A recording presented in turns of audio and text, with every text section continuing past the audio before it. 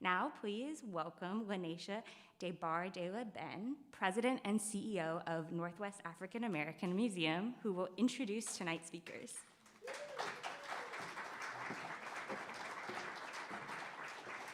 Thank you, Megan, and good evening to each of you. The Northwest African American Museum is delighted to be here this evening to co-present tonight's program. Our pillars are to advance justice and equity, to cultivate educational empowerment, and to center and celebrate Black history, art, and culture. So tonight's program is in full alignment with our mission as a museum. And I am delighted to present tonight's speaker and moderator. Dr. Peniel E. Joseph is the Barbara Jordan Chair in Ethics and Political Values, the founding director of the Center for the Study of Race and Democracy, and Associate Dean for Justice, Equity, Diversity, and Inclusion at the LBJ School of Public Affairs and Professor of History at the University of Texas at Austin. He is the author of several award-winning books on African American history, including The Sword and the Shield, The Revolutionary Lives of Malcolm X and Martin Luther King, and Stokely, A Life. He lives in Austin, Texas, and we're delighted to have him here in Seattle, Washington tonight. Tonight's moderator is Naomi Ishisaka. She is the Assistant Managing Editor for Diversity and Inclusion and the Social Justice columnist for the Seattle Times. She is an award-winning journalist and photographer who focuses on racial equity and social justice. Her writing and photography have appeared in a variety of publications, including the Seattle Times, the Seattle Magazine, City Arts, Colors Northwest Magazine, the Seattle Globalist, South Seattle Emerald, and other publications. She is a frequent speaker at media workshops and community as well as regional and national events. And she is the president of the board of the Asian American Journalist Association Seattle chapter.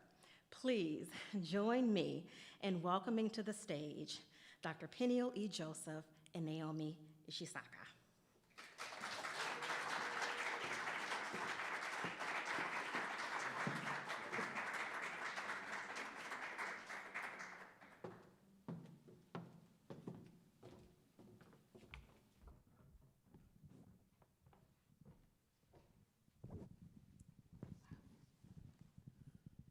Really see any of you, but I trust you are all there.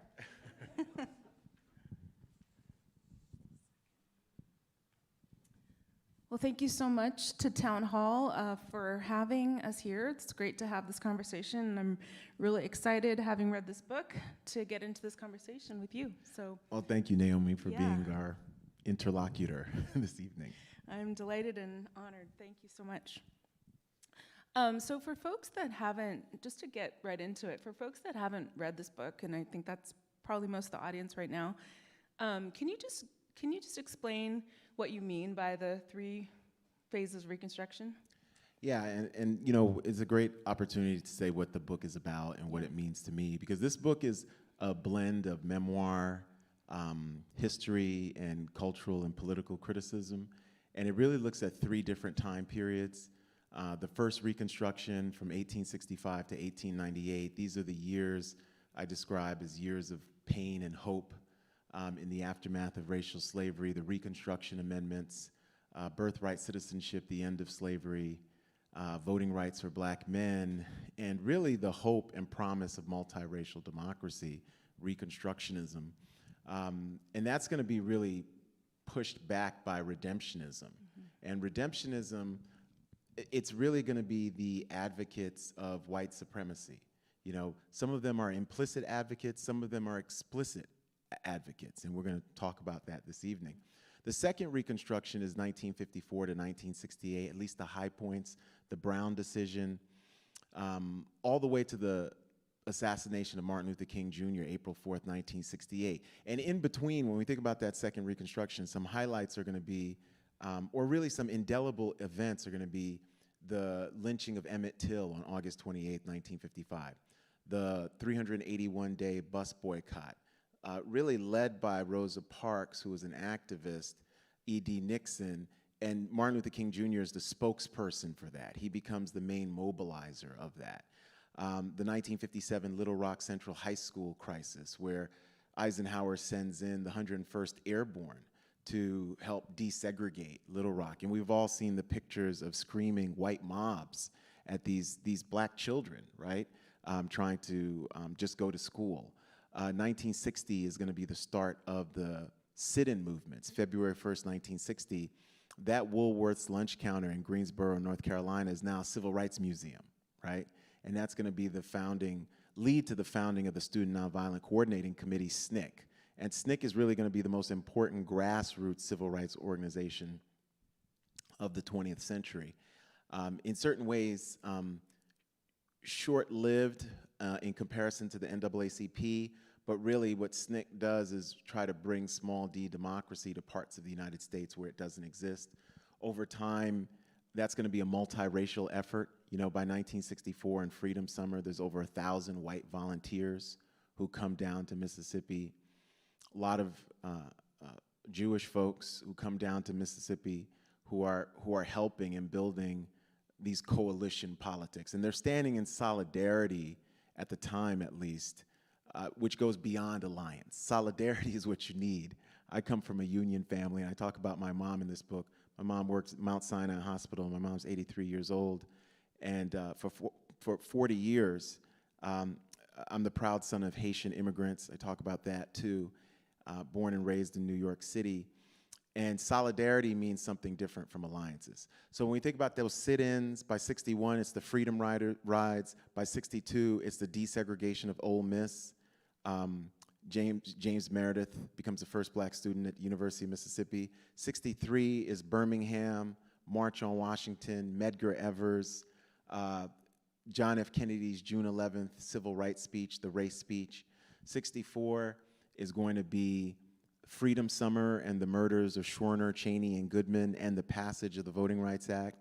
65 is gonna be Selma and Bloody Sunday and the passage of the Voting Rights Act. And then really by 66 and 67, you start to see the urban rebellions, really starting in Birmingham in 63, Harlem in 64, Watts, Los Angeles in 65, but by 66, 67, places like Cincinnati and parts of New Jersey and of course we always remember Newark and Detroit, but really the world is on fire in America because of institutional structural racism. And in a way, that high point ends with Dr. Martin Luther King Jr., who's actually leading this multiracial poor people's campaign at the time of his assassination. He's in Memphis, Tennessee, trying to help 1,100 black sanitation workers, 1,100 who are on strike for a living wage. So what's interesting about, and I talked about this in my last book, the revolutionary king is the king that they don't want to teach us about. The Martin Luther King Jr. of the March on Washington is the king they want us to teach us about. And even that king is a radical king, but the revolutionary king who breaks with Lyndon Johnson, Riverside Church, April 4th, 1967, and says he's against militarism, materialism, and racism, and that the United States is the greatest purveyor of violence in the world. That's the king that they don't want us to talk about. So that's the second Reconstruction. And so the third Reconstruction, what I argue in the book, is really this period from 2008 to the present. And the four hinge points for me are gonna be the election of Barack Obama on November 4th, 2008, the rise of BLM 1.0 after the death of Trayvon Martin, really the murder of Trayvon Martin in 2012, and BLM comes out in 2013.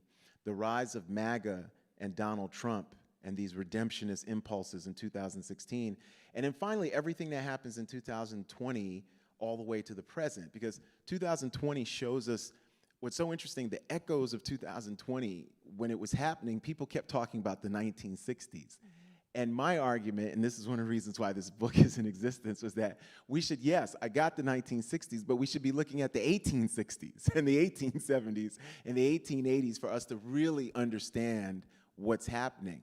So 2020 shows us those juxtapositions between racial progress and real backlash, right? On the one hand, you've got the 25 million people out in the streets Black Lives Matter protests because of George Floyd and Breonna Taylor, but we see this police brutality. We see this authoritarianism. We see the racial disparities of the COVID-19 pandemic and how it disproportionately impacted Black, Indigenous, Latinx, others, right, who were really, really the most vulnerable amongst us. And then, of course, the January 6th, 2021 white supremacist riot at the US Capitol, which has huge echoes with the first Reconstruction. Because during the first Reconstruction, way before 1921 in Tulsa, there were all kinds of racial and really racist pogroms against Black people. 1866, New Orleans and Memphis. In the 1870s, Hamburg, South Carolina, Mississippi. And I document this all in the book. And what's so extraordinary about the time period we live in now is that in 2020, you saw Reconstructionist impulses winning the narrative war, right? The 1619 Project, BLM, everybody was having a come to Jesus moment, right? The NFL, Roger Goodell said Black Lives Matter like he was in a hostage video, right? This is the same person who banned Colin Kaepernick. Right. He says Black Lives Matter because people were fed up and really the redemptionist forces were on the run. But what we've seen since the election of Joe Biden, and certainly I think the Biden-Harris ticket is a Reconstructionist ticket, okay? I think the Trump ticket was a redemptionist ticket, the Redeemer South, the white supremacist South, the South of not just the Ku Klux Klan and the Night Riders, but of the red shirts and the white leagues, right? The South of black codes and convict lease system and sharecropping and peonage, the South of the lost cause. That's what he represented. And when we see them defeated, we think to ourselves, well, we're winning. But what we see, the response is further voter suppression, the lie of critical race theory, and just the outright banning of speech, the attack on Roe and women's reproductive rights, and a further erosion of our democratic principles, right? But this book is really special to me because I wanted people to realize why this is happening and to see why these unhappy patterns are such a big part of American history. Wow, thank you. That's great. One of the core premises of the book is that there's sort of these two poles, the redemptionist pole and the reconstructionist pole, right? And I'm wondering if you could just sort of flesh out for the audience what you mean by those two poles and some examples of what they would look like in both a contemporary and historical framework. Oh, certainly. Thank you. That's a great question. Well, the Reconstructionist pole is really going to be supporters of multiracial democracy that really grow out of the first Reconstruction. And remember, when we think about these two poles, Naomi, in certain ways, we think of them as color-coded, but they're really not. Anybody can be a Reconstructionist and anybody can be a redemptionist, right? Certainly. And you actually said Obama, like, for example, had... Yeah, Barack Obama is certainly a mainstream Reconstructionist, but he's never a radical Reconstructionist, right? And I say that what's so interesting about Obama is that his vision of American exceptionalism is connected to both a Reconstructionist vision, but also a redemptionist drift that's baked into that, and we can discuss that. Mm-hmm. So when we think about Reconstructionist supporters of multiracial democracy, they have poles as well, and at the most radical edge are going to be people like Frederick Douglass and Thaddeus Stevens. And when we think about Frederick Douglass is really a quintessential American patriot, an architect of the second American founding at the end of the Civil War, somebody who, and we read, David Blight's brilliant Pulitzer Prize-winning book on Frederick Douglass, Prophet of Freedom. Douglass is really this extraordinary figure who stands alongside of Lincoln as this co-architect of this new America that emerges out of the Civil War. And Douglass's vision of Reconstruction is full and unfettered black citizenship and dignity that includes black women having the right to vote. So he's a radical Reconstructionist, right? Douglass is an advocate of all women having the right to vote. Douglass is an advocate of Chinese citizenship. Douglass is an advocate of multiracial democracy that has no racial caste system for anyone, right? That's who Frederick Douglass is. So he's this extraordinary figure. Now, when we think about the redemptionist poles, and I want to stay on the Reconstructionists for a second. Thaddeus Stevens is also a radical Reconstructionist. He thinks that black people deserve the right to vote, but he also believes in what people called at the time social equality, right? That means Thaddeus Stevens, his partner was a mixed-race black woman. Thaddeus Stevens doesn't believe that black people are inherently inferior, right? So the radical edges of Reconstruction are that, this idea of these are people who can imagine Barack Obama within a generation, not 140 years later, but within a generation. And so when we think about the more conservative poles of Reconstruction, these are folks who are interested in Reconstruction amendments on paper, but not necessarily enforcing them if the political winds change, right? A lot of these were pro-business Republicans, right? These were folks who, they're fine with the 13th, 14th, and 15th Amendments. And remember, those are amendments that abolish racial slavery, establish birthright citizenship and the Equal Protection Clause, and also black male suffrage, which opens up voting rights for other groups in time.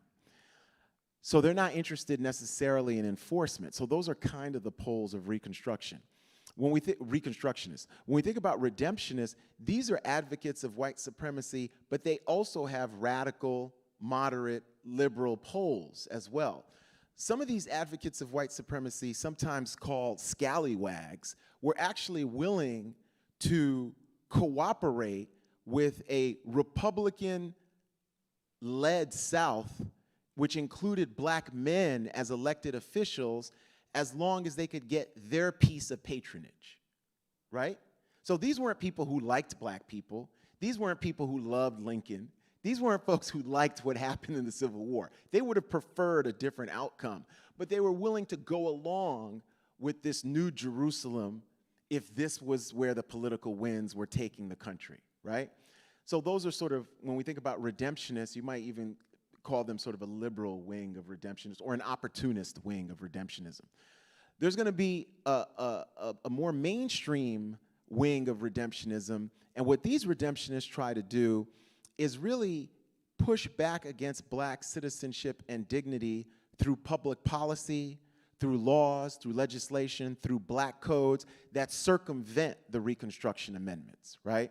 And these mainstream redemptionists may not publicly advocate violence, but if violence enables their goals, they're going to stay silent about the anti-black violence, right?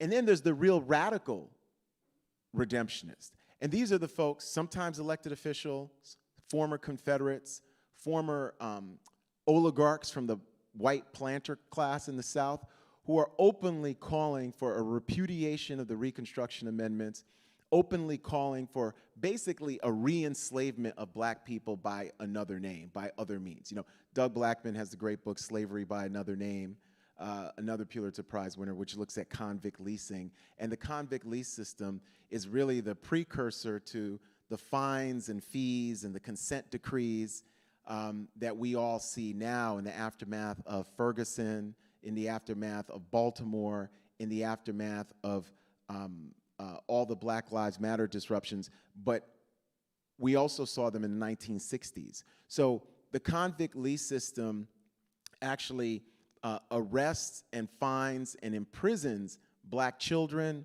women, and men so that they can be hired out to work in lumber mines and lumber yards, turpentine industries, coal mines, and they're working for industries for free, and those industries provide a fee per convict, per black human being, to local municipalities, right? So the convict lease system is going to continue into the first half of the 20th century, really even post that, into the 1960s. So when we think about redemptionists, they have a different, they have several different poles and political frameworks, but it's the main adherence is to this ideology of white supremacy and black subordination.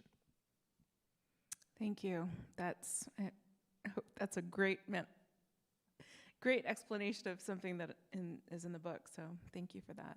I just want to remind everyone that we are open for questions. They'll be populating this iPad that I have on stage, so don't hesitate to fill them out either online or in the room as we're talking.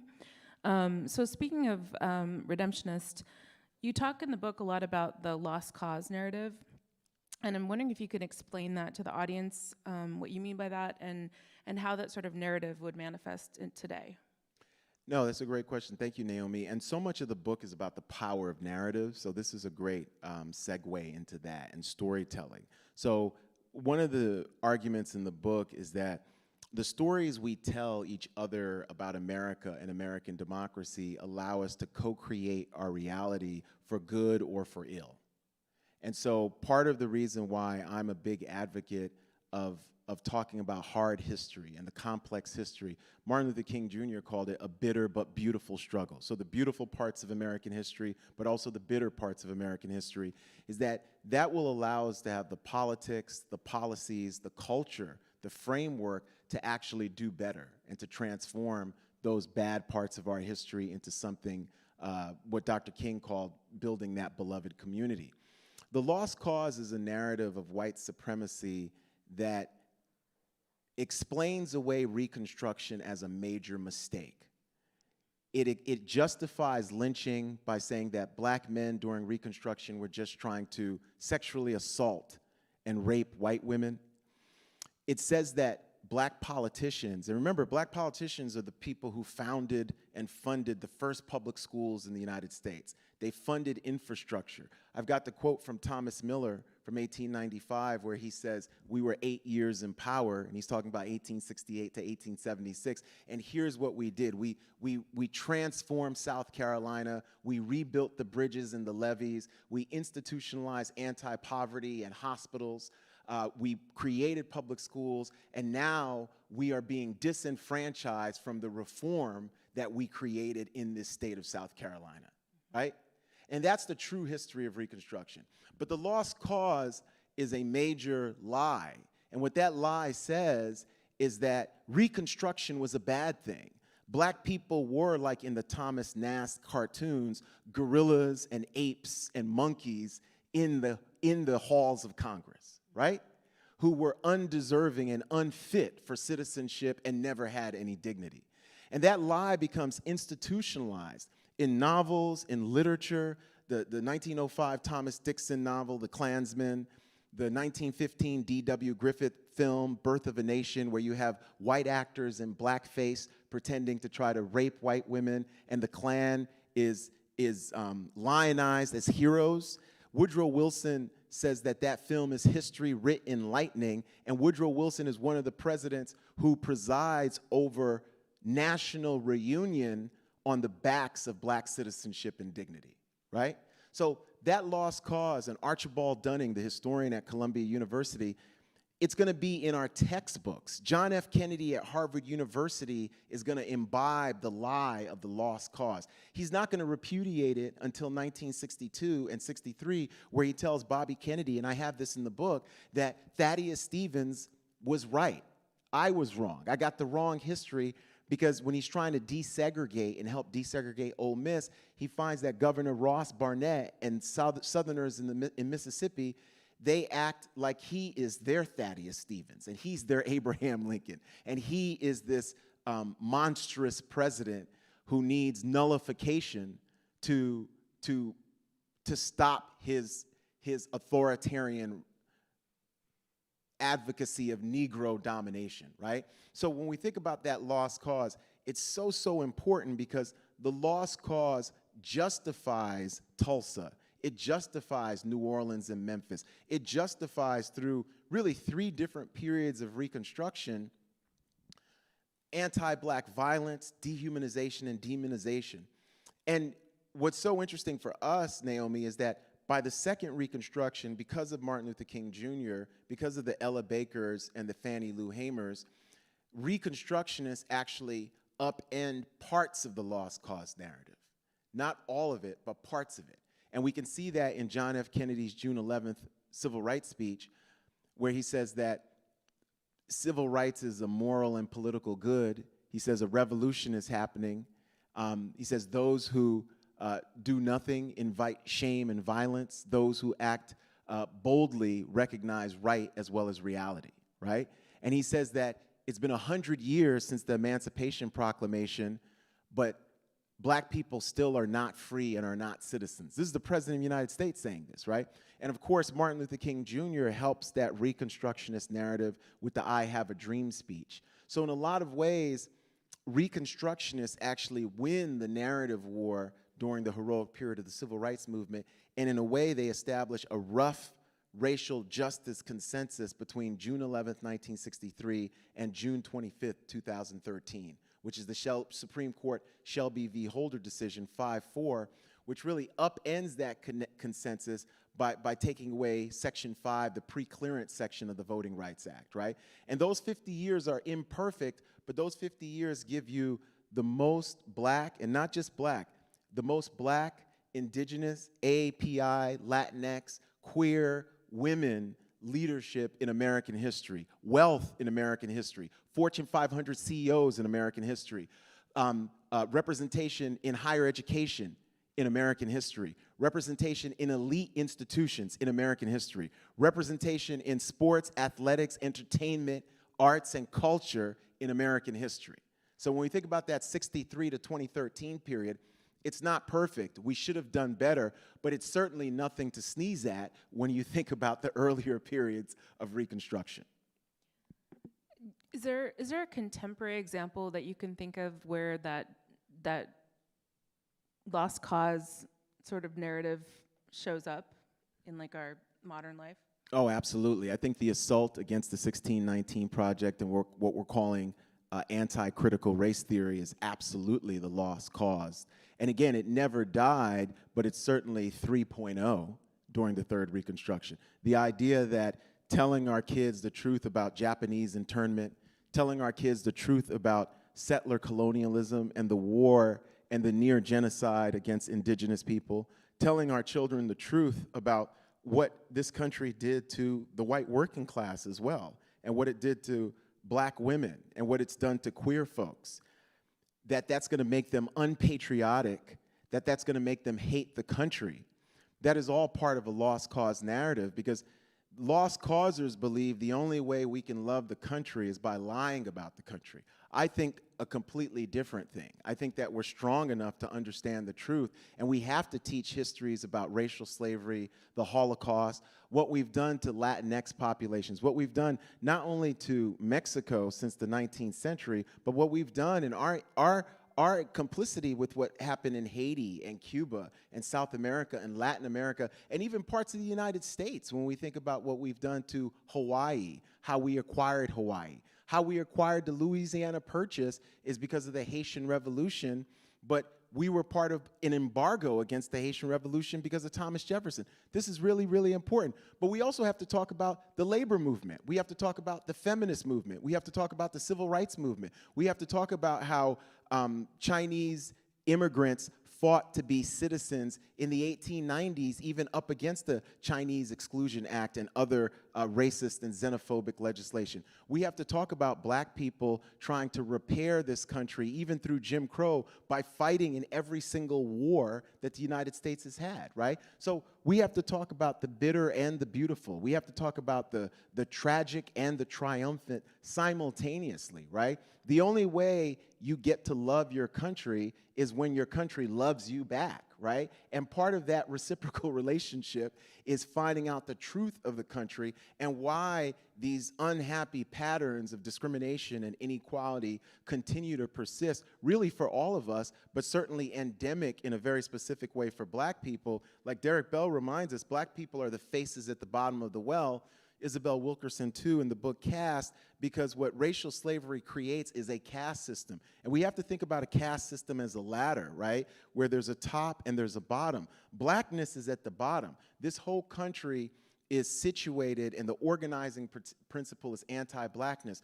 Whiteness is at the top, and people of color all oscillate between those two poles, right? And whiteness, yes, it's a socially constructed category, but in the post-war period, more people can get access to it than ever before, right? Because this is the same country that absolutely discriminated against the Irish and the Italians and the Germans and the Poles and different white ethnic groups.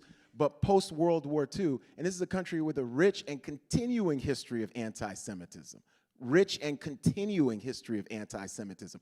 Black people and Jews at their best have been part of huge coalitions to try to make this country better and a just country. We need to know that whole history, right? But the organizing principle of our country is anti-blackness, right? And that means our systems, our economic systems, we talk about capitalism. We've always had a racist capitalism. We've always had a gendered capitalism. We've never had Adam Smith's notion of fair play and free markets, ever. We've always had monopoly capitalism. We've had oligarchies, but the oligarchies are raced, right? Which is why black people, we're 12% of the population. We're 38% of people in prison. We don't own 38% of the country. We're not 38% of the venture capitalists and 38% of the money that venture capital invested, right? We're not 38% of private equity. We're not even 12%. Why is that? Redemptionists are going to say that the reason that is that we have something biologically wrong with us. That's called racism, people. Scientific racism, right? Pseudoscience, right? Reconstructionists are going to say the reason that's happening is because of structural and institutionalized systemic racism. But one of the things I point out in this book is that the structures and the institutions and the systems are us. We can't make them something that's abstract. So the only way we can transform this country in the process of Reconstruction, this third Reconstruction, is by winning that narrative war and explaining this country's history to our children, but also to ourselves. You touched on this a little bit, but woven through the book from the very beginning is this theme of your love of history, which is evident, obviously, here on stage as well. And one of the things that you wrote was that history is a balm capable of healing America's deep-seated racial wounds. But thinking about where we are today, and like you mentioned the anti-CRT movement and all the things that are happening in terms of banning that history from being taught, preventing schools from teaching the real stories of how our country has a very strong redemptionist quality. How do you contend with that, or how do you combat that? Well, I think we combat that by sharing that beautiful and bitter part with our students and with ourselves. So democracy here has always been an aspirational idea. The Constitution doesn't say anything about who's a citizen. The Constitution doesn't guarantee voting rights, right? We've done that, right, by telling a different story. We've done that collectively, but black people have been at the cutting edge of telling a more expansive story. And one of the things I do in the Third Reconstruction is really highlight and focus on black women as co-architects of that story. I look at Ida B. Wells, Angela Davis, Audre Lorde, Barbara Smith, Alicia Garza, Tamika Mallory, Stacey Abrams. I look at all these groups of black women because the reason I do that is that until the Third Reconstruction, we weren't really publicly acknowledging black women's roles as co-architects of a very expansive vision of American democracy. People who are scholars were, but the whole nation was not really acknowledging that. And I wanted people to see a through line of why that's so important, because in a lot of ways, the black radical tradition is a tradition of expansive notions of citizenship and dignity out of necessity. And I talk about, Naomi, dignity in a very specific way. I talk about it in a personal way in the book through my mom's example and watching her go to Mount Sinai Hospital every day, sometimes 6 days a week, take buses and trains every single day, at times being on picket lines. But I talk about this idea that dignity is the prerequisite for citizenship. We, all of us, have to believe that we matter. And this is really important, excruciatingly so, because not everybody's family even recognizes their own dignity. Because some people have a problem with their own kids because their kids are queer, or their kids are disabled, or their kids have something that they feel is lacking, right? And then that person is born in the world and might not think that they are valued, right? So there's this value gap that the person has even about their own lives. So when you think about telling our stories, we have to remember that every single person born, whether they're an American or not, and I say that in the book, has dignity, right? And so dignity, the very fact that we are alive gives us value and worth. That's the prerequisite for citizenship. And that's why I say the struggle is always for black citizenship and dignity. In my Malcolm and Martin book, and throughout here, I talk about this movement historically for radical black dignity and radical black citizenship. And at its best, it converges. I think Black Lives Matter, it converged beautifully because there was a notion that folks who were in prison had dignity. There was a notion that even people who are not innocent have dignity and have a certain value to their lives that we all have to respect and recognize, even if they've done, at times, terrible things. You know, none of us are the sum total of our worst day or the worst thing that we've ever done, right? And a lot of times we don't recognize the inherent dignity in black people in this country.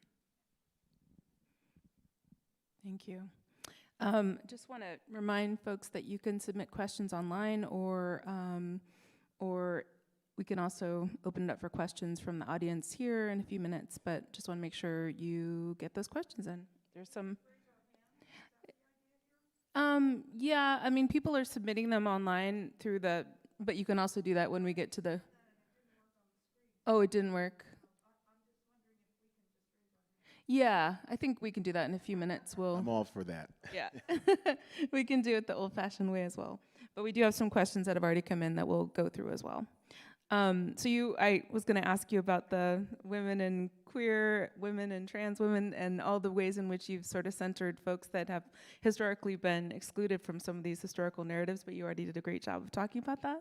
I can still, you know, one thing I think that's important for us is that I think one of the ways that this narrative war continues into the 21st century is who gets the right to be part of the story. Who gets the right to be part of the story? We have a problem, for instance, when women want to be central to the story, even white women, when we think about Hillary Clinton, right? Who gets to share their story and to say, I'm an American, I want to be a service-oriented leader, I want to be part of transformation and justice and liberty and freedom, right? And one of the reasons why this Third Reconstruction was inspired was that Barack Obama became president, and for a time it looked like a black face was the representative, the exemplar of America throughout the whole world. Mm-hmm. And some people, Reconstructionists, embraced that, and Redemptionists freaked out. They just freaked out, right? They were having a heart attack. They thought that Obama made them irrelevant, and in a way he did, right? Because redemptionism always argued that black people did not have the brilliance, the capacity, the dignity to become president of the United States. Barack Obama, Michelle Obama, that black first family became exemplars of American democracy, right? In a way that was very, very profound, but it was also destabilizing. Obama, I argue in the book, through his conception of American exceptionalism, he was very, very brilliant. I'm a huge admirer still of President Obama, but the key flaw is this. He gave us a vision and version of American exceptionalism that smoothed over the rough parts of our history at the expense of a reckoning that we needed to really become the country we've always wanted to be. You know, James Baldwin talked about us finally being mature enough to achieve our country for the first time, right? The United States of America. This undiscovered country that was free of racial inequality and economic injustice and discrimination and violence. Now, what's so interesting about Obama is that he tells us this story, but at the same time, there's a redemptionist drift baked into that American exceptionalism, where if black people color outside the lines, like Trayvon Martin, like Michelle Obama at times to her critics, right? They are pilloried like we're just right back in the 19th century, right? So when President Obama said about the Harvard professor Henry Louis Gates Jr. that the Cambridge police acted stupidly, he lost the biggest drop in white approval of his whole presidency was after he said that, right? Because he had stopped coloring in the lines, right?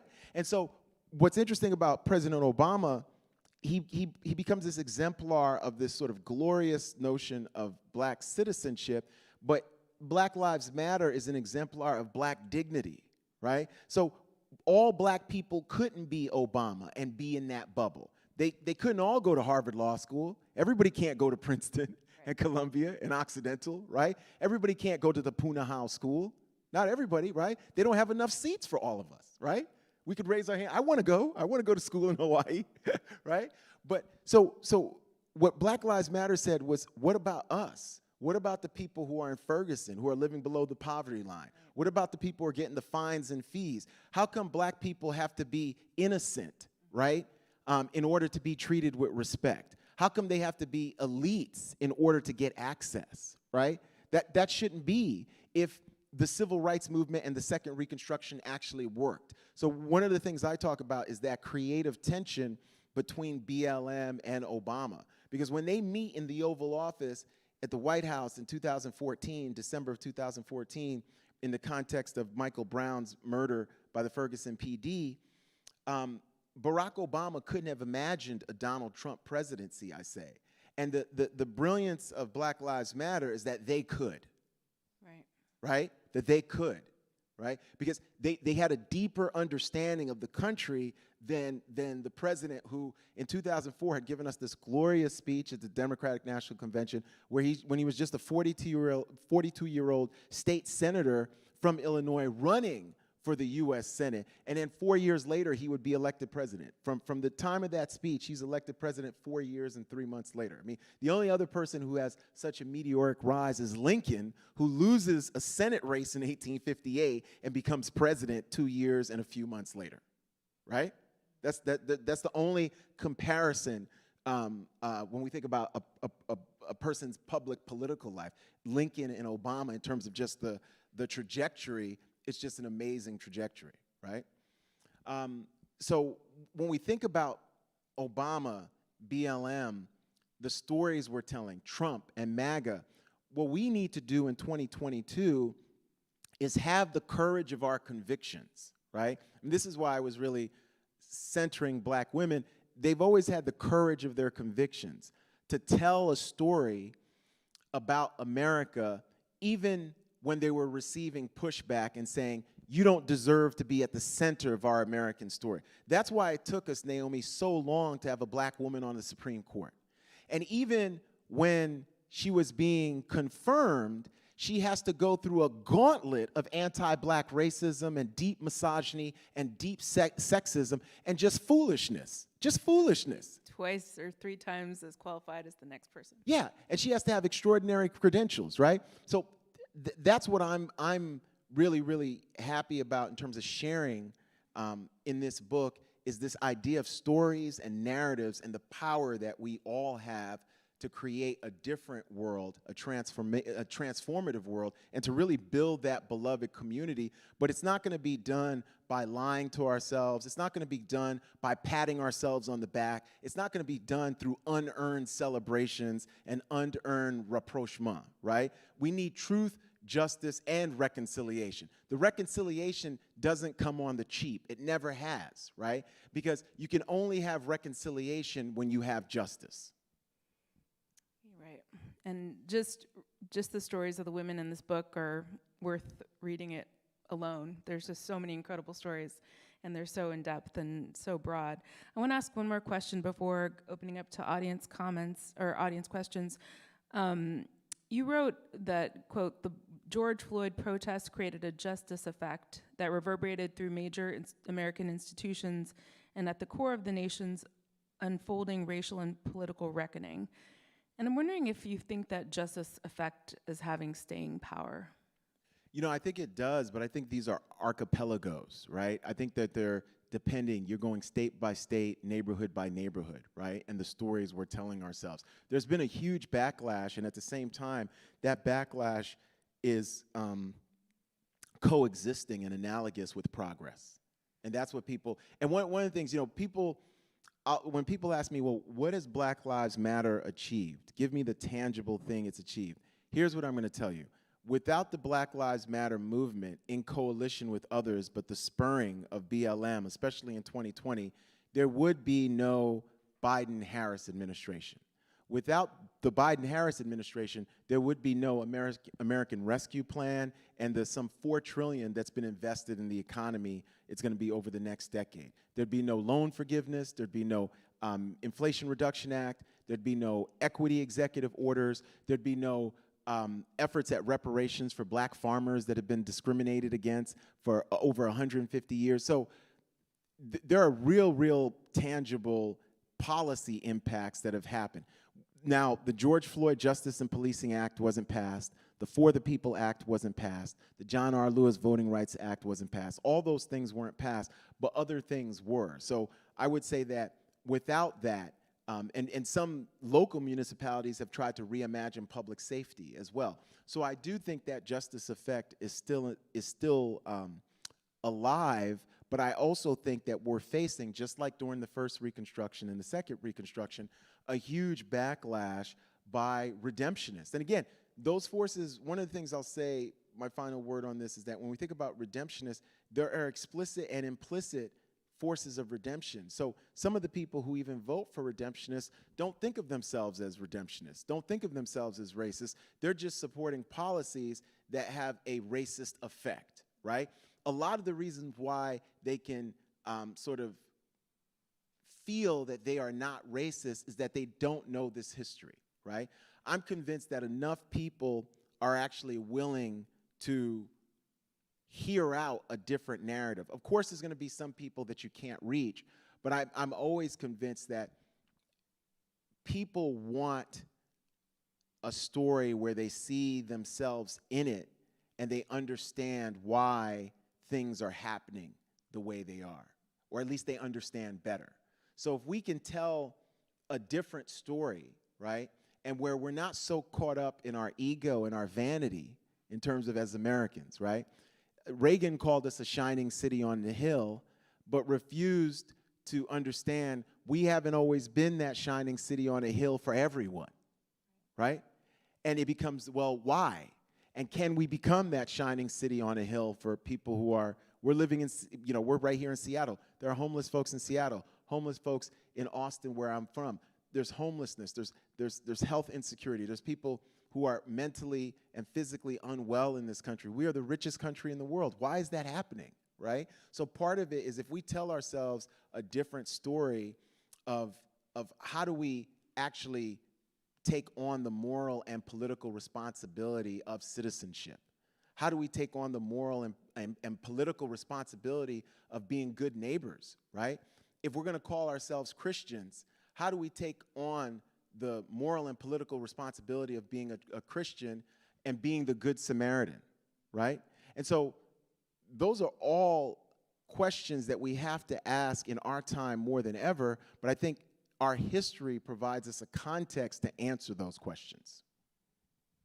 Thank you.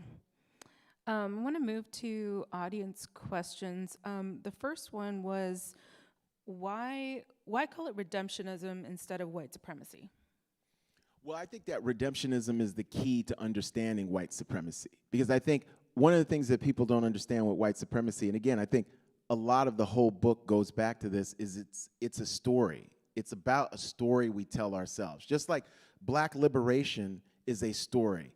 The Chicano movement, Asian American Pacific Islander liberation is a story that's being told. So you could tell a story about America where you center Dolores Huerta and you say, hey, we're going to talk about what Latinx women did who are labor organizers, and what kind of policies do we get when we center that?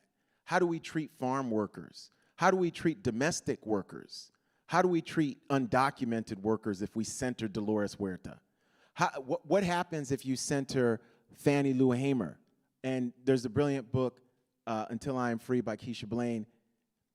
What happens? She says, until I am free, you're not free. What happens when we center Fannie Lou Hamer, who sharecropper, who was given a medically unnecessary hysterectomy against her will, not told, right? And this happened to thousands of black women in the South. What happens when we tell those stories, right? So I use the term redemptionism because that's the key to understanding white supremacy. When we have this idea of redemptionism, the Redeemer South, what are you trying to redeem? You're trying to redeem black citizenship and dignity. You're trying to redeem multiracial democracy because you want this ideology of white supremacy backed by racial terror and violence and authoritarian politics to be the law of the land, right? And we are still facing that crisis 150, 160 years later. 2025 is going to be, 160 years later, we're still facing that crisis. So that's why I call it redemptionism. And I do think the folks who are after and supporters and advocates of Reconstruction are trying to build a multiracial democracy, and they believe in Reconstruction. They believe in investment. They don't believe in the politics of punishment and disinvestment, the politics of hate, the politics of violence. They believe in rebuilding and renewal and renaissance. Thank you. I hope that answered the question for whoever asked it. And I'll ask one more of the questions online before going to the audience. What do you see as the centers of gravity of the Third Reconstruction, and what are its biggest obstacles? Well, I think the center of gravity are people trying to tell different stories that are going to transform our policies and our politics. And I think, some of the biggest areas are going to be areas of, when we're thinking about the criminal justice system, areas of housing, healthcare, transportation, education, wealth creation, right? All those things. But I think it's really, we've seen it through both the Black Lives Matter movement, but also supporters of DACA and DAPA, supporters of Muslim Americans, Jewish Americans, LGBTQIA and queer groups and advocacy.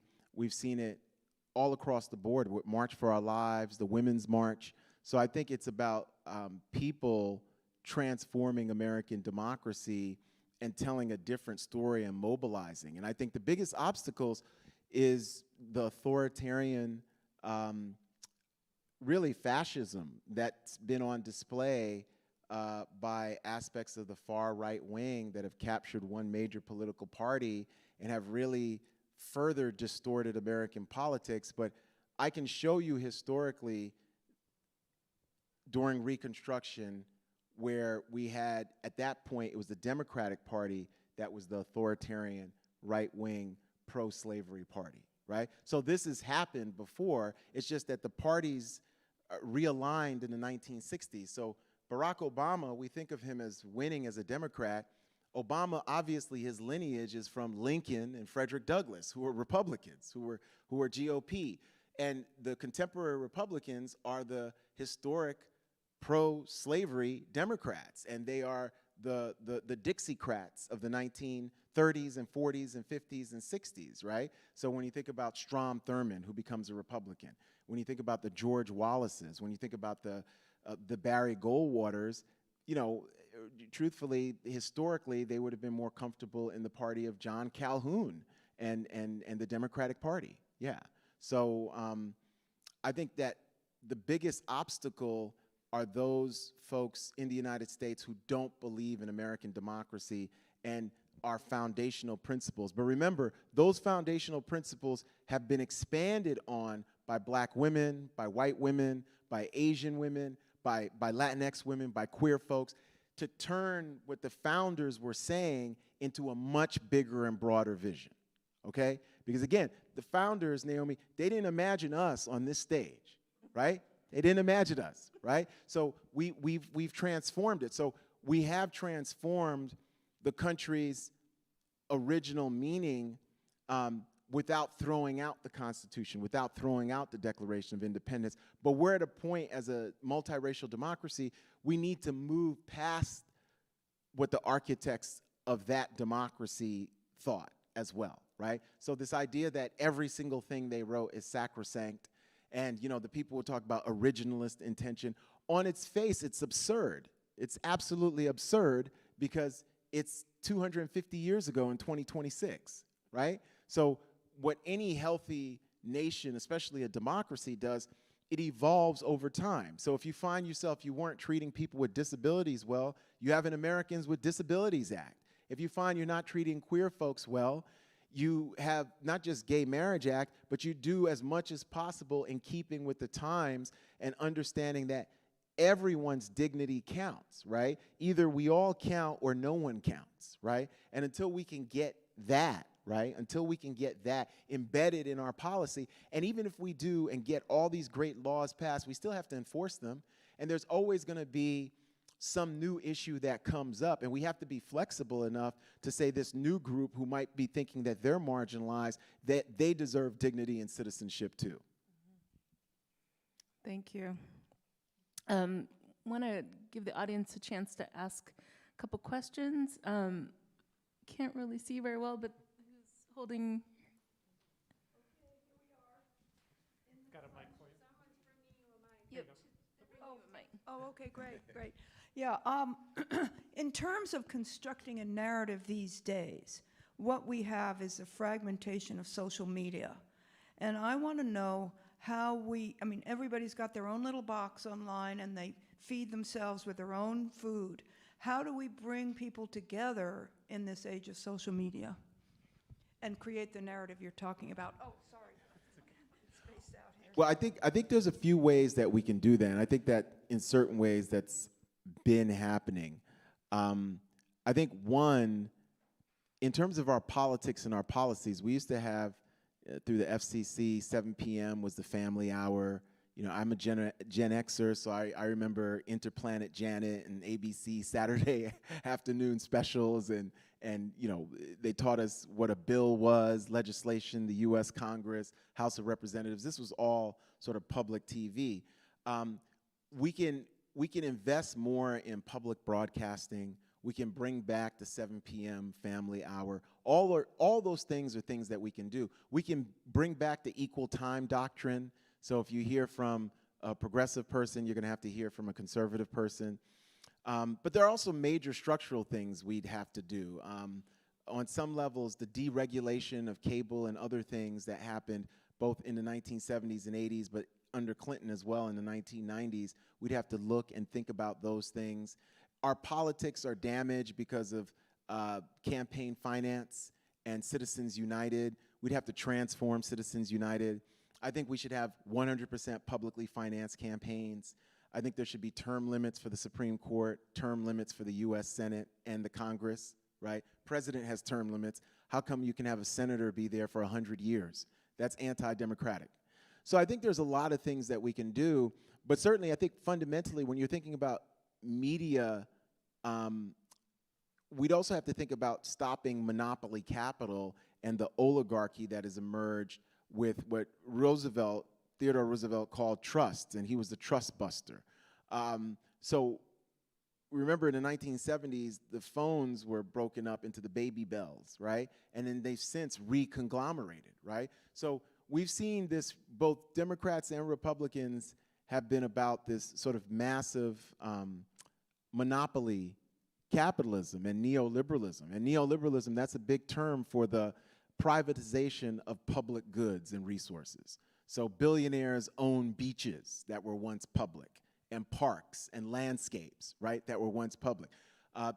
Thank God President Roosevelt, created the national parks and, the big environmentalist, even though there's parts of his legacy that aren't great as well.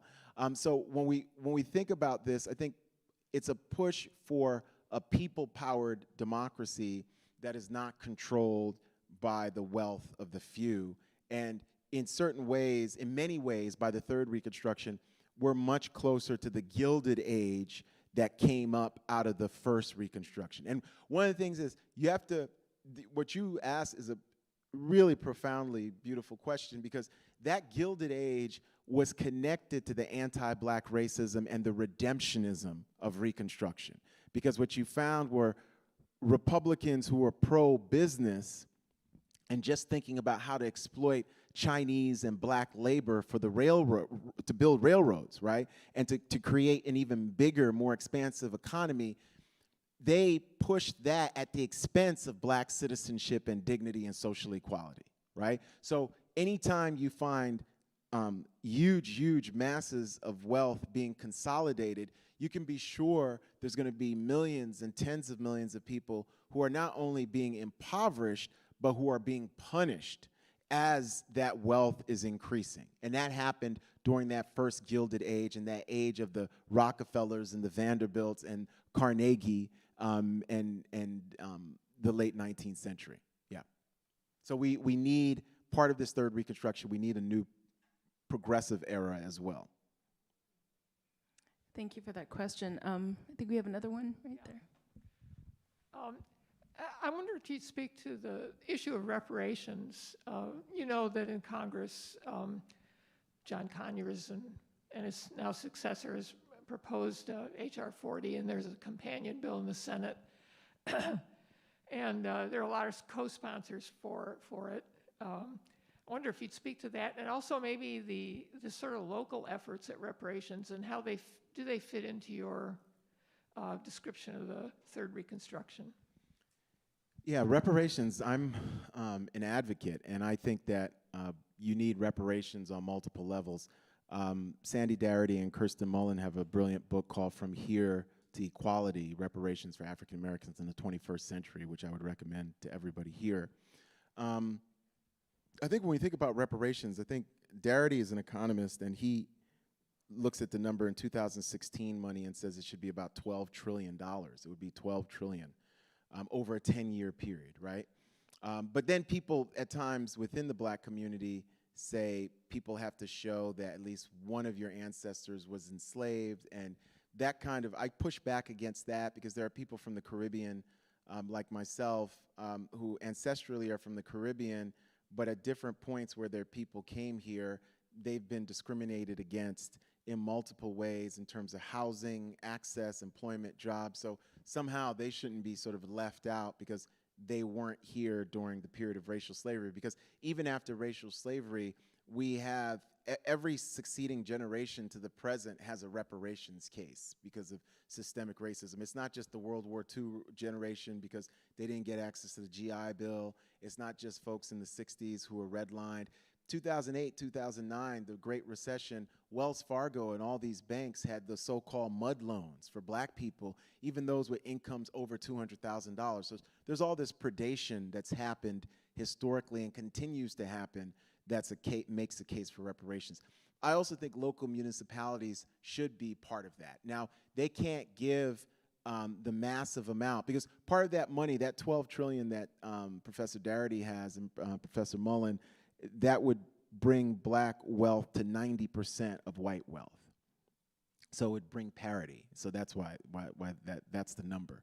Part of what we need to look at is reparations institutionally and organizationally as well, right? So that means higher education, K through 12, and in this sense, the reparations would be getting access, having redistributive justice policies, right? So when we think about reparations, we should be thinking panoramically, including philanthropical foundations, including corporate America, including sports teams, universities like University of Texas where I teach. So I think that there's a sort of a discrete local kind of focus on reparations. There's state and regional, and there's national, but then there's also organization by organization. And one of the final piece on this is banks and financial institutions are in it up to their ears, okay? So they have a huge case, including banks that were absolutely founded on racial slavery. Harvard just released its report, and the hardback is coming out in October, And Harvard is doing a kind of reparative fund of $1 billion connecting to HBCUs over 10 years. But I think that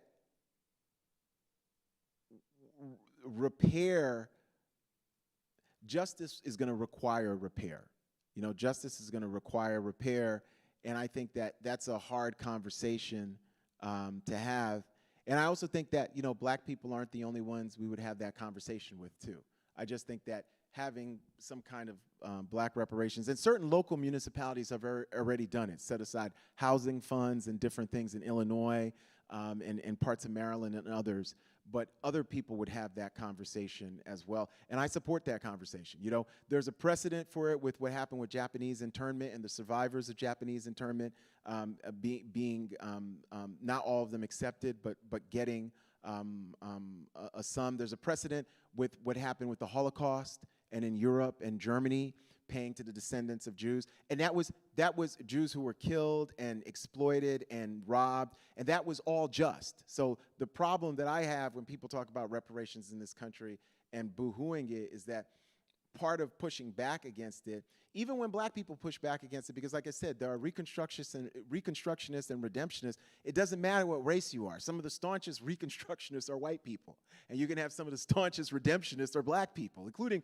one on the Supreme Court, right? One on the Supreme Court, huge redemptionist. So it's not, in that sense, it's not necessarily about race or gender or class, right? It's about, you know, these other things, even though all of that counts. So when we think about repair, we can't just say one group can get it, but another group can't. Yeah. Do we have time for one more question? Okay. Any other questions from the audience?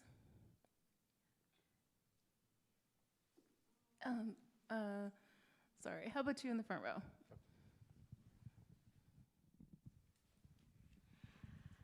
Having had a brief period of time as a student at the University of Texas many, many years ago, I'm curious about your relationship with the local community there in Austin and what lessons you may have for local activists in other places like here in Seattle. We certainly have a history of powerful and important black people who are not recognized as having contributed to our city's history. So your thoughts about action at a local level? Well, I think at the local level, sometimes it's the most difficult level, right? Especially if you're in a blue city like Seattle or a blue city like Austin, because at times you have a group of white progressives or liberals who might think to themselves that they're, in the parlance of the times, allies, and that black and brown communities don't necessarily think of as standing in solidarity with them. Maybe they think that they're performative allies, or their allyship is there when it's easy, right? And so it's not a willingness to invest, provide resources that are both financial, but resources that have to do with networks and leveraging people's networks in service of someone else. Resources that also have to do with not necessarily being in front in terms of leading from behind, right? Being a leader from behind. So I'd say what I've seen in Austin is that we still have a huge number of challenges. Austin is a very, very wealthy city. It's an unbelievably segregated city. It's an unbelievably unequal city. There are, you know, I write in the book, my mom used to always talk to me in Haitian about good white folks, and that's bon moun blanc, you know? And so there are some bon moun blanc in Austin, Texas, and I'm sure here in Seattle too. But it really takes those folks who really understand that we have to go beyond a kind of performative racial liberalism if we're going to get to another level and another step. And so I'd say that what local folks should be doing is trying to elevate and leverage the black-led and women-led and you know, Asian and Latinx-led, indigenous-led nonprofits and anti-racist and social justice orgs. And like you were saying, also try to give them visibility and make sure that they're written into the narrative of what's happening in Seattle, right? Including Seattle's Chamber of Commerce, whatever Seattle's doing in terms of the arts, whatever Seattle's doing in terms of opera and dance and the ballet, the museums, right? We've got, the African American History Museum right here. What Naomi is doing and really supporting her, right? And making her visible and feeling valued, right? That's hugely important. And I think that's what we should all be doing at the local level, And I think men should be doing it vis-a-vis women. I think straight people should be doing it vis-a-vis queer folks and trans folks. I think there's a lot that we all should be doing if we really truly want to build the beloved community. And that's why this book is so personal for me, because I think these were all lessons that I learned from my mother. I think these were all lessons that I learned from my mother, and just watching her example, talking to her. I lived in a house that was filled with books and conversation, and our politics are all not just local, but it's personal, The reason why we're interested in politics and history is because we want to find out how we fit into this larger story. And the first story we're told is a story of how we were born, where our parents are from, and hopefully why we matter, right? And that's why I'm convinced everybody's a writer, everybody has a story to share. Even those people who can't write, all writing is just a discipline. I don't even think it's a skill, it's a discipline. Certainly you're taught, and a lot of times what they're teaching you is stuff that you've got to forget so you can write well, right? And so we all have a story, and all of our stories have value. I can't stress that enough. The stories that I tell here, and I've tried to resuscitate and uncover some stories that are not often told, but that should be. It should be part of the K through 12 curriculum, higher ed, postgraduate curriculum. These are folks who had value, and all of our stories have value, and these are universal stories, because what we've been led to believe, because of redemptionism and the lost cause, Shakespeare is universal, but Toni Morrison is not, okay? So Shakespeare is universal, but Toni Morrison is not. And how come? How come, right? And so that's how important stories and the storytellers are, right? So we have to be able to see ourselves in everybody's stories. And the people who've learned that from the beginning are Black and people of color, because so often what they presented to us as universal stories were white stories. They told us Thomas Jefferson, you should be able to see yourself in him, but they weren't teaching Frederick Douglass or James Baldwin or Angela Davis or Fannie Lou Hamer, but Jefferson, they said, you all should be able to see yourselves in Jefferson, right? And again, I have no problem with that, but what about the latter, actually? That's all, right? So it's reciprocity. So I could say, okay, we could see, hey, here's the founders, but some of the founders were women. We should be able to see ourselves in white women and Native women, Black women, alongside of those male fathers. Well, that is a beautiful note to end on. Telling our stories, writing our stories, valuing our own stories. I think that's such a beautiful sentiment and so important. So please thank Peniel for joining us tonight. Thank you, Naomi, for doing this. Thank you so much. Thank you. Wonderful. Thank you.